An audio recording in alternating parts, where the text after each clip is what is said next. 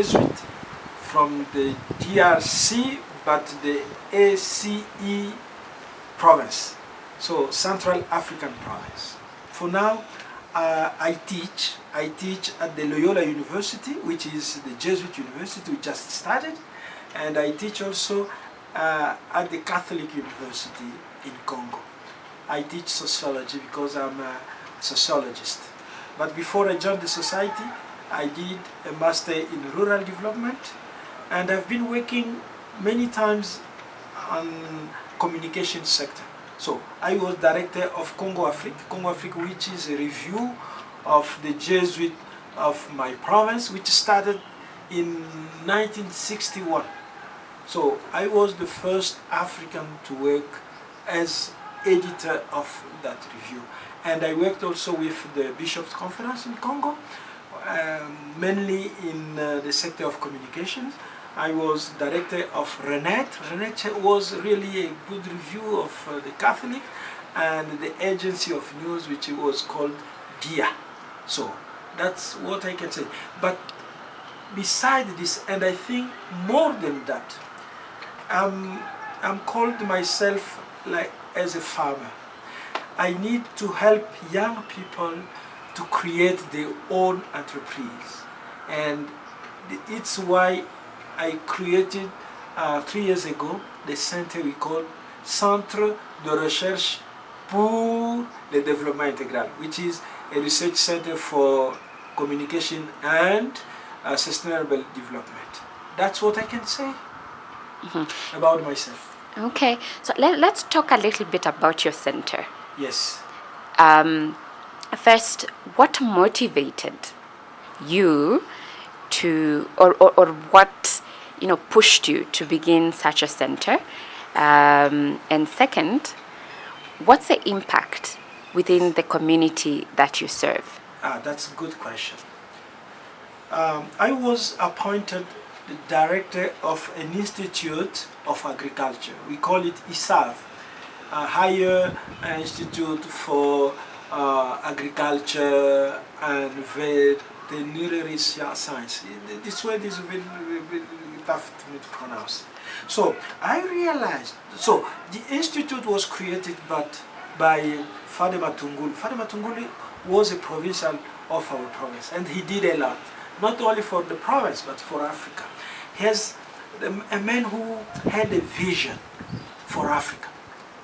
He dreamed Africa, and he communicated to us the passion for Africa. For him, he said, instead of creating medicines and law, economy, he said, let us concentrate, let us focus on agriculture. The aim was that after their studies, our students could create themselves a job. But after 20 or 25 years of work, we realized that our students didn't really succeed in creating their own business. This is why I thought that, we didn't have something like a center which could help people really to have the spirit of agriculture. Agriculture is very difficult. We need something which, besides the academic side, which helps people really to get in the spirit of agriculture. I used to say that my best professor for agriculture is my mom, but she didn't study. But when I was going with my mom to harvest and so on, she used to say to me things which were very practical. You need to do that. You need to do this. If you don't, you miss this thing, you will not succeed. And I thought that the center, which is the center for research, but research, and maybe the second question is the impact, is research for social transformation. The center is in Kinshasa, in the Faculty of Agriculture, but we work mainly with rural person in a rural area, with farmers. when you work with farmers, it makes your intelligence work, because you need to give solutions to real problems they have. They have problems of health, they have problems of hunger, they have... So you as intellectual, you need to reflect on that. So what you learn at university becomes something which gives solution. And when you don't find in from what you have learned, you look. That's internet becomes important, traveling becomes important, being in contact, connect with people becomes important. So that was the idea of the center. I thought that, when you are teaching, many times you don't have time really to consecrate your energy for research. And I said, when we have a structure as research, you have to.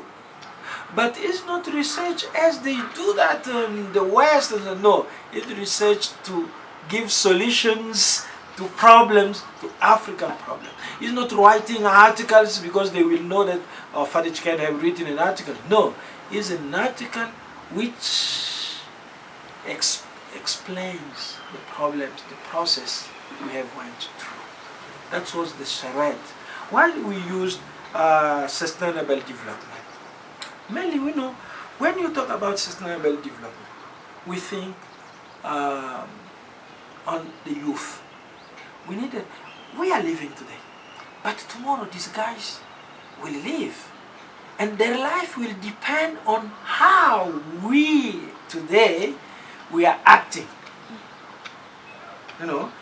Africans love children. So they have many children.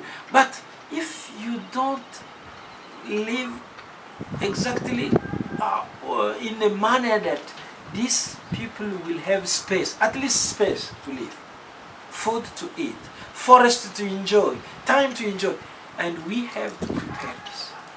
And this is why I said the sustainable development. The sustainable development, we think not about ourselves, but the future. If we are good today, happy today, because those who precede us knew that there are generations coming. So it's why we choose. And mainly we are focusing on the climate change, because climate change has tremendous impact on agriculture, on our lives. And Laudato Si came just to remind us that we have to care about our common house. And we talked about this at the 4th Assembly of the United Nations. So that's what we said, no, it's better to talk about, but to have a structure. And the structure of the Sered is far from Kinshasa, 165 kilometers from Kinshasa, where people can come and live there and get the spirit of agriculture. So there are accommodations, good food, they can sleep well, and being there is in itself, I can say, a university. So you learn by acting, you learn by doing things, practically things. We have many sectors we are doing beekeeping. Beekeeping, that is a sector of agriculture where you spend a little, but you can have much, you can get much. We have the sector of mushroom, to produce mushroom. You don't need many spaces to produce mushroom. In Congo, people love mushrooms, but you have to wait sometimes to have that. But we say we can do that, mushroom. And fish pond, because fish, it's easy to do. And people are looking for food, and we make this. And then livestock like pigs, like rabbits, like that. So what we have. So we organize trainings. So people can come and be trained on how to make mushroom, how to make beekeeping and honey, how to make this stuff and that. So you are on the ground and you learn how to do that. And this can help people to add values to what they are doing, to improve their incomes, and to be well. That's the aim. We need people to enjoy life. You know, Jesus said, I came to give them life, and plenty life. And we as a Jesuit, we as intellectual, as Africans, we have to give solutions to the problems of hunger. That's what we are trying to do. Thank you very much. Thank you very much.